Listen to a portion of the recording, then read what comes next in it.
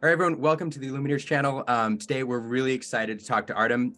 For those new to the Lorcana scene, Artem is the creator of Lurcania.com, which is probably the best resource online right now for information about the game, card resources, eventually deck building. You can track your collection. If you haven't been there and created an account, you should, because I think it's continued to be the place to go. So really appreciate that resource. Artem, welcome. Yeah, hi there. My name is Artem. You've probably seen me under the name of NL in Twitter and other places. And yeah, thank you for having me here. So super excited to talk to you. The reason we're talking to you today is you managed to scoot out to the Nuremberg Toy Fair, which is super exciting. It is one of the first fairs other than the London Toy Fair that the Lorcana team has been at recently. And you're probably, I think, the only like pure Lorcana content creator who's been able to chat at length with the Lorcana team for since the game's launch was announced. So this is pretty exciting, and you were really representing the whole community there. So it's really great. And I know you have you asked some questions. You have a bit of news for us, but first I want to ask, how was the overall experience experiencing the Lorcana booth, the products, and the people? Yeah, so my journey started very unexpectedly because I got the news that there would be a fair in Nuremberg literally 4 days before the start. And this fair, it's actually not for regular people, you cannot get their access, but for distributors or companies or the shop that would like to go there and do all this business stuff, getting the credit cards, getting the suppliers, etc. Luckily, I'm originally from Ukraine and I have private entrepreneurship there, and we've been connected, to the geek space a little bit. So I was able to register there as a representative, and I've been super lucky to get the tickets. And Nuremberg is 4.5 hours drive from my current city of Prague, where I live with my family. And yeah, so I grabbed the ticket. I sit on the bus 6 in the morning and went straight to the Nuremberg. And for those who don't know, that's a very big convention. So that's one of the biggest conventions in Nuremberg. They usually occupy the whole exhibition center, and the big exhibition center is huge. You need like 20 minutes to go through it like completely. It's super huge. And yeah, I arrived to the main entrance and it was like very crowded, but luckily Ravensburger's booth was very close by. So that was my first go there. And I posted a few photos. It was crowded. There were quite a few people around there.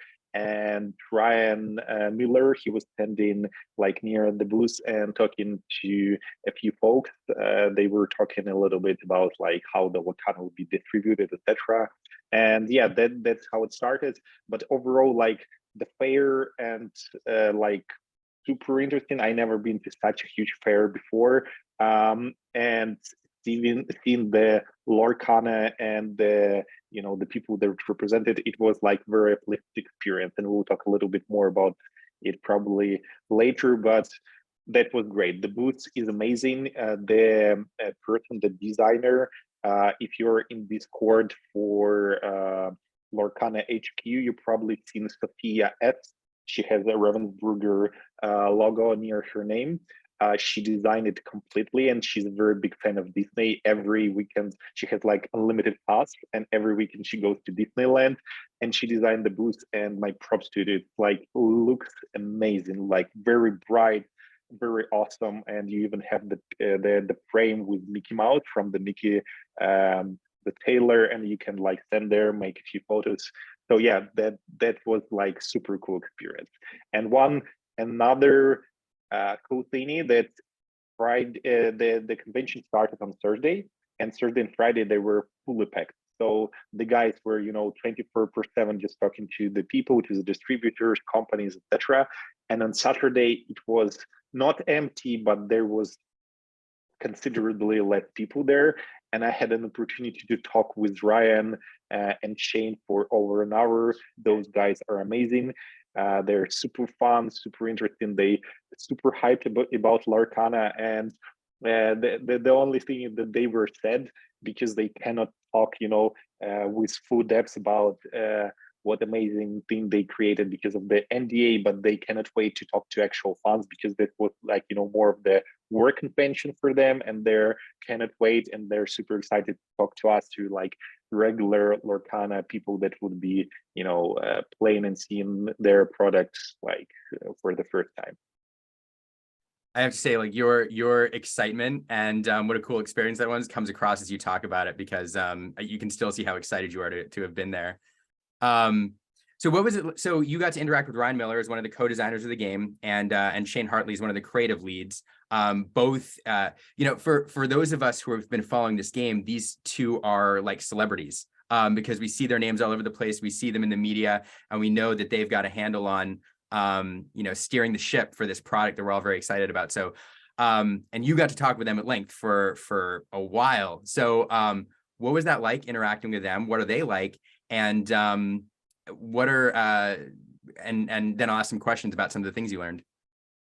Yeah. So let's start. My first interaction was with Ryan, because Shane joined us a little bit later along the day, and Ryan is he's awesome. Like, I don't know, that's probably the word, because he's super fun, he's open, he's like dedicated to what he's doing, and talking to him, it was amazing experience, because you're talking again with a person that passionate, right? And passion, this is the big differentiation with someone who's doing something just for the sake of whatever money, glory, whatever, because he's truly into Lorcana. He dedicated a good chunk of his personal life and time to that, and that was super cool experience. And we started a little bit slow, so I asked a few questions, and then said, "Hey, actually, I'm from the community. I'm not here only doing business. And do you know the site Lurcania?" And he said, "Yeah, I know. Yay! Hey, man, you're doing the great job." And that was like super cool. And then I said, "I have a few questions from the community." I took my phone, and there was like 35 plus questions I collected from different people. And he said, "Okay, I cannot talk about that because of the NDAs, but eventually I was able to record a few. So you probably seen two of those. The first one from Jared, Citizens of Lorcana, where there was a poll who's like the better Lorcana player, Steve, another designer, or Ryan." And that was like a super funny video. And there was another one. Let's watch that one right now, so people can see it. Okay, so I heard that I won the poll as who's the better game designer, but you guys made the wrong call. Steve's better than me. I think I'm really good at like the goofy stuff. Like, I mean, he's good at that stuff too, but he's really good. He's a great designer, but he's also great at developing as well. And I'm not as good at developing, so I think that's why he's a better designer than me. He's got more skills than I do. Like, I'm better at designing. That sounded bad. I'm good at designing, but he's good at designing and developing, and so I think that makes him. He's the guy I call the dream killer, because I would come to him when we were at Wizards of the Coast. I would come to him with an idea for a game, and he would just break it, like just break it in half, or even just an idea for a card. I'd be like, "Oh, I want to do this card, and what do you think?" And he'd be like. And now I can even hear his voice in my head sometimes when I have like an idea, and I can hear Steve's voice in my head going, "Don't do it, man, don't do it." So yeah, I think he's a better designer, and he's just a sweet guy. I love Steve. Will you play when Lorcana will be released in August or September? Will you play, the maybe best of 3 with Steve? Oh no, he'll beat me. He won't even go to 3 games. He'll beat me 2 games. It'll be done. He's a way better player than I am. He is a great card player.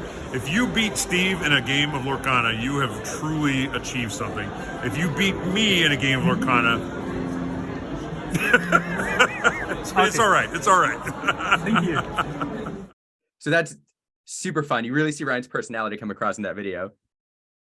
Yeah, true. And there was another very fun video where I was lucky enough that I have another great folks on board of Lurcania, and there is Martin. He actually also lives in Germany, but he was not able to join me on the convention. He gifted me his copy of Mickey the Brave Little Tailor. as a Christmas present, and that was super nice of him. And I decided, hey, if I go in there and I might see like the folks that actually did part of creating Lorcana, that would be very nice to sign. And I extracted this brave little Taylor. I gave it to Ryan, and he immediately signed it. And I said, hey, I wanted to film it. And he said, no worries, just like let's make a photo kind of that I am signing it. And I didn't hear the part about the photo. So I start filming, and he make a very funny face, like he's trying to sign something. And then he passed the card to Shane. The Shane signed as well. But you can see that Ryan, he shines with a positive energy, like he's again super fun, and he's doing like a lot of cool things because again he's super passionate, super deep into Lorcana, into community. And again, they repeated to me like together and separately that they cannot wait when they will be able to interact with the community without all this, like NDAs or limitations, because they have a very strict marketing and release plan. But still, you can literally feel that. So yeah, that was very cool. Yeah, it's one of the frustrating things for us as fans because we want all the information, but I try to, we all try to remind ourselves that there's a deliberate marketing strategy that's going to benefit the game. It's going to get the game, the widest press possible. And so we just have to trust the marketing team knows what they're doing. But in the meantime, Ryan and Shane and all of them are doing a great job of keeping things under wraps. But you did learn some stuff about the design team. I understand you talked a bit about that. So what'd you learn there? Yeah, so I've been talking to Shane, and if you don't know, Shane is responsible. He's kind of the design director for not only Lorcana but other Ravensburger's projects.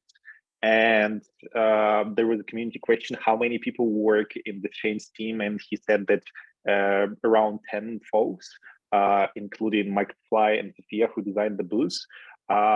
But on top of that, there are a few other directors and like designers, artists that work with them. And plus, they very closely collaborate with the freelancers and artists that creates the art for Lurcania, because it's something that even the team of 10 would not be like to do in the high quality, high tempo manner, because as we know from a different interview with Ryan, they aim to produce roughly 200 plus cards per set every quarter. And it means that they need to generate a lot of art. And the tricky part here that they're not reusing the art. This is not like, a cash grab, like a lot of people sometimes think that, hey, that's another Disney product, they will just drop the money and run away. But no, they actually very invested in building a very good game and create an amazing experience for everyone who will be interacting. That's why they trying to get the best of the best artists on the market and basically create the unique art for every card.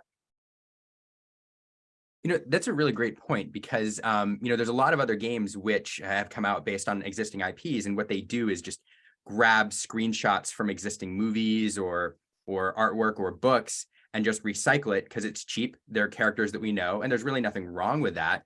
But you're right. Like what the Lorcana team is doing is crafting each piece, for that particular card with the artist, and then building a whole new world because they are using existing characters, but they are also building the world of Lorcana. And so that's a great point, that 800 pieces plus of original artwork a year while trying to tell this story and create this world is a huge lift. And from what we've seen, they've done a great job of it so far.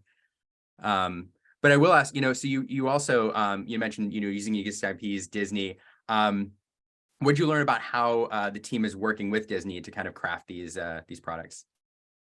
Yeah, there was a very interesting story from Shane, how he described the collaboration between them and Disney, because again, Disney is very, it's a huge enterprise, and they build their company, their fortune, their fan base on top of the characters. So the Mickey Mouse, like from the reason probably Elsa and a lot of other characters. And for them, it's very important to to have the high standards for the quality and to convey like the emotions, the feelings, have all the storytelling done right. So they're not just throwing away their license like some other companies do. And for them, it's very important to oversee how the things are being done or developed.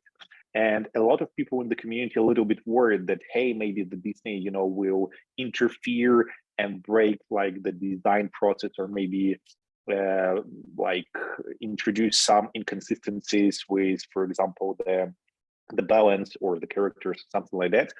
But Shane actually told it's completely differently. So instead of like limiting, they enriching the experience. And he said a very interesting story that usually Lorcana team creates everything on their part. They create some kind of like the images, they create cards, some abilities, and of course we're seeing the alternative version of the characters, like we see with Mickey or with Stitch, like those foodborne types of the thingies. And then they send it to Disney together with their thought process, with their like design ideas.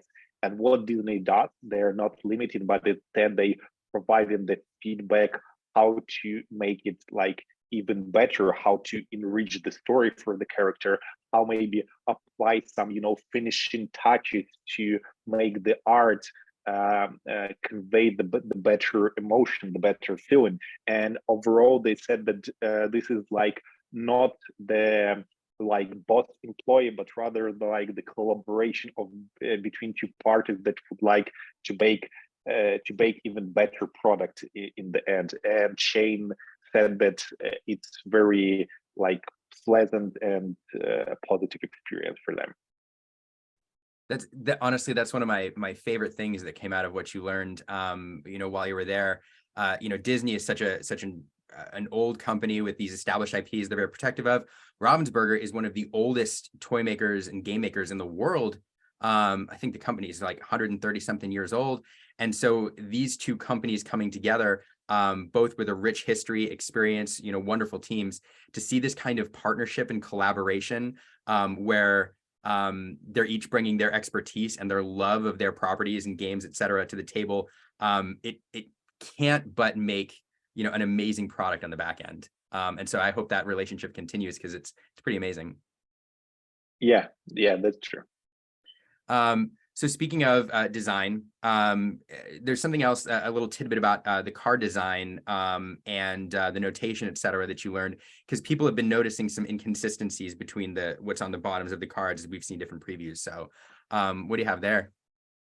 Yeah, so there was a question, and this is one of the fewer questions that Shane was able to answer properly without breaking the NDA. The question was why there is a different notation between the D23 cards and the recent card that they showed in the trailer, and particularly why they swapped the places with the card number and the set name, and the set name was changed from the first chapter to one. And Shane said that during their testing, like internal, external, the reason to do that was actually localization, because when you localize to a different language, you have a lot of challenges, and one of them that the notation, the labels, those should make sense. Otherwise, the people will see it and don't understand what is being represented. And for example, the first chapter in different languages may not sound or look that understandable or properly readable, and that was actually one of the design choices they make, to just go to the number. And of course, not everyone, and me in particular, I love how the TFC, the abbreviation works, but I also understand why they made the decision, because I believe after French and German, they probably will go to different markets. They will introduce different languages, and for them, it's important to be, very have the same approach with the different localization. And there was another like extra question for me. So as you have seen, I'm a huge fan of Arkham horror, and I've been in contact with people that are doing the localization for Arkham horror as well. And one of the challenges was that some words in different languages usually takes more words to describe a simple like English term. And instead of 5 letters, you need 2 words like for 15 letters. And when you translate it into the card, it occupies more space. And the question was, how can you manage to fill all the text in the card? And Shane replied that they have everything in place to do the proper localization. They can change the size of the font, the size of the letters, and even the spacing between the letters. And in the length run, they are able to fit everything they need on one card.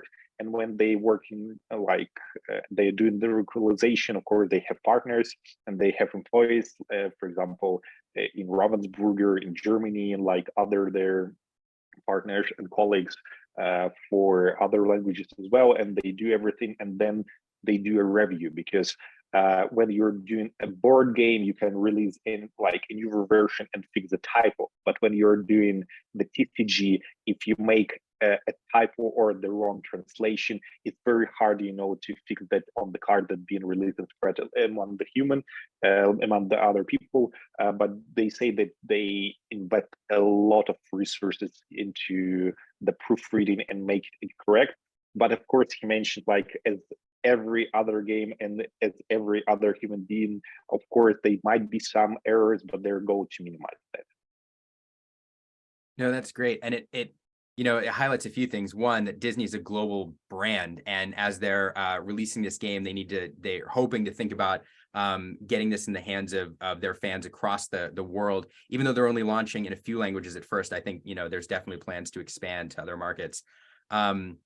And the other thing it speaks to, Ravensburger as an old, experienced international company with footprints, all over the world. This is something that hopefully they'll be able to leverage as they try to explain this game globally, as opposed to a young company, maybe without this international footprint. So hopefully that like you said, it's something that they're thinking about, they're good at, and they'll be able to expand, globally fast. And speaking of questions, we had one that we wanted you to ask, and it requires a little bit of introduction for those not familiar with artist proofs. It's something we're passionate about in other card games. For viewers who aren't familiar, artist proofs are cards with a complete white back, and oftentimes they'll provide them to artists, usually for free, so that the artist can sell them or sketch them or give them away to fans. But it's something that companies do for artists. And we were really hoping that we would see artist proofs in the first chapter of Lorcana. And you asked about that. What did you find out? Yeah, so unfortunately, Shane replied that they probably won't have the artist proofs for now. He doesn't know if they will have it later along the way, but for now, unfortunately, no. And he mentioned that if you would like to support your artist or to have the artist proof, then probably the best idea to read them with a regular card to be signed. So of course it's not the same, but yeah, we got what we got. That's okay. I would rather them focus on, I suppose, printing as much product as they can to get it in the hands of consumers with the printer time they have. Still disappointing, and we hope we see them in the future. Was Shane familiar with artist proofs when you asked? Did he know what we were talking about? Yeah, he did, because I asked about the artist proofs and he clarified the cards with white back, and I said yeah. So that's good. At least if it's something they're aware of, it's something they're tracking. So hopefully, in the future we can see those appear. But disappointing news for sure for those of us proof collectors in the first set. But for sure, we'll be getting our cards signed at the very least. I have one more question for you, but before that, is there anything else from the conference you'd like to share? Yeah, so I would like, a little bit promote Lurcania, because why not? Basically, I'm pretty new to the TCG scene, and recently I learned the term called Oracle text. Basically, you can have a lot of different versions of the card, but the card of the latest version has the most correct and up-to-date text. And we already seen that, for example, with Maleficent, because a few other cards, just the wording were changed without the changing, like without the mechanical changes, or like the meaning did not change. But for Maleficent, it changed the mechanics, and now you can, banish your own character instead of other characters. And this is something that I already have up to date on Lurcania, but we will grow on top of that and represent like more functionality. So even if there would be like a typo or the problem, especially with the localization with some words, we always will have up to date text. And I was lucky enough to get the first 6 cards in German. So they will hit Lurcania soon. I just need a little bit more time to do all the stuff. But yeah, we will get first 6 cards in German. And this is the card that we know. This is like the D23 cards instead of Mickey. So Maleficent, Elsa, the same that we see on the trailer. I was just lucky enough to get the German version of the cards on the trailer. That's going to be super exciting for the German fans, and actually all fans. I think seeing those cards in a different language for the first time is going to really hit home how global this game is going to be, and that's very exciting. I will plug Lurcania.com as well. Like for those watching, Artem has been involved in Lorcana since day one. And not often do you have the opportunity to talk with a developer of a product that you're going to use like directly. Artem has been super great at adjusting the website to meet the needs of the players and collectors. I've seen numerous times where people have said, "Hey, Artem, I wish the website would do this," and 2 days later it did that. So I can't say enough how big of an opportunity we have to start using this website early, providing feedback, so that when the game is released, it is the best tool possible for all of us. It really is the place to go for your Lorcana needs. So definitely have to plug that. Thank you. That's a very good summary, even better that I could say it. It's a great tool, and I'm passionate about it. I have one more question for you, if you don't mind me asking a personal question. I know that you're from Ukraine, Kiev originally, I believe. And we all know what's going on over there right now. And it occurs to me that, the announce of Lorcana happened, several months into this conflict, when things were very difficult, I'm sure, for your friends and your family and for you. What has it meant to have, Lorcana, this uplifting, family game to look forward to and to work on while, you and your family and friends and your country is dealing with this horrible a situation over there?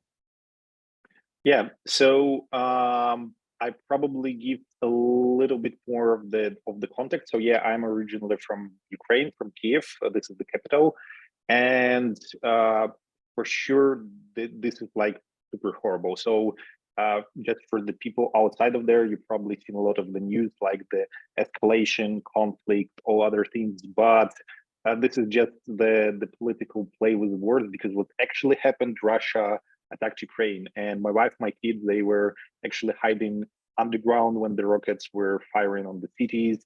Unfortunately, we even lost a few people that we knew, so that's super horrible. And I truly wish everyone never experienced something like that in their lives. And to make my family safe, we basically decided to stay in Europe, for now in Prague. And it's very hard, psychologically to go through that, because you cannot go back to your home. Your home might not even exist anymore. Your your friends, some of them can never return back home. It's very hard to see your parents, because our parents stay there. They have the electricity outages, like the heating outages, etc. It's super horrible. And I decided that, hey, if I move into a new place, I need to find something that will keep me occupied. And the first thing that it hit me, it was Flesh and Blood. I played a little bit, and that was actually my first competitive, casually competitive TCG outside of living card games I played before, and that was amazing experience. I met quite a few really cool people. And unfortunately, I stopped playing during the summer because of the financial issues. I lost my work because of the war, and like we were going through a lot of different crap. But then in September, for the first time, I've seen Lorcana, and I've seen those amazing cards. And this is something that triggered childhood emotions and memories about this uh, warm goods feeling, about this family vibe, all these things. And I decided to be part of this community from the very beginning. And unfortunately, I'm not very good at content creation. And what I do really good, I can build products. And one of the products I decided to build is Lurcania, as a place not only for players but for content creators to come here and have something that doesn't exist currently on the market, to provide them the tools and the space, to share with more people, to reach more people, and for the end players or collectors, to build your collection, to build decks, maybe even to share your experience, etc.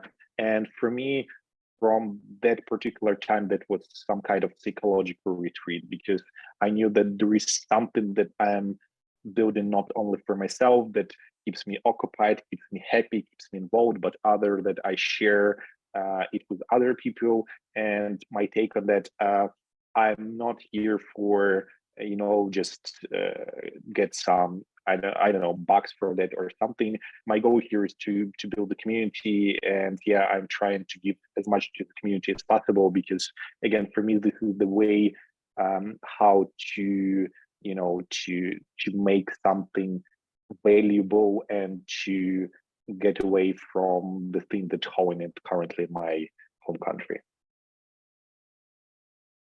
Well, I would just offer, if that's your goal, to build a community, you are doing a wonderful job. You are one of the pillars of the early, young Lorcana community, and I appreciate you sharing that perspective and that story. And I really hope that that your family and friends and everybody are safe and doing well.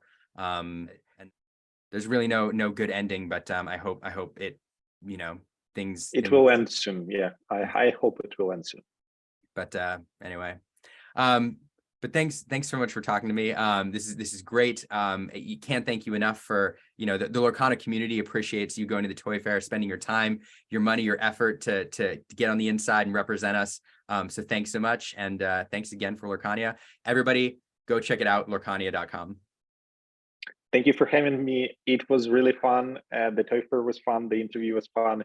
And hey guys, a small spoiler, there would be a few also like very minor